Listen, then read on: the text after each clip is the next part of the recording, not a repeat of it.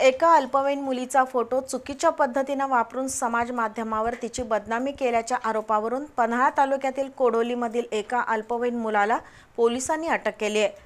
आपल्याच वर्गातील एका मुलीला त्रास देण्याचा हा प्रकार गंभीर म्हणावा लागेल। त्यातून मोबाईलसह सोशल मीडियाचे दुष्परिणाम दिसून येत आहेत। पन्हाळा तालुक्यातील कोडोलीमधील एक अल्पवयीन मुलगी आणि त्याच गावातील एक अल्पवयीन मुलगा वारणानगर इथल्या एका खाजगी अकॅडमीमध्ये 11वीच्या वर्गात शिकत आहेत। दोघांची मैत्री होती, पण काही कारणामुळे मैत्री टिकली नाही। त्यानंतर संबंधित मुलीचा राग मनात धरून त्या अल्पवयीन मुलानं त्या मुलीचा फोटो चुकीच्या पद्धतीनं वापरून समाज माध्यमावर अपलोड केला। शिवाय त्या मुलीला लज्जा उत्पन्न होईल असे व्हिडिओ प्रसारित केले। त्यानंतर त्या मुलीच्या आईनं कोडोली पोलीस ठाण्यात तक्रार नोंदवली। पोलिसांच्या सायबर विभागानं खोट्या आयडीचा शोध घेऊन त्या मुलाला ताब्यात घेतलंय।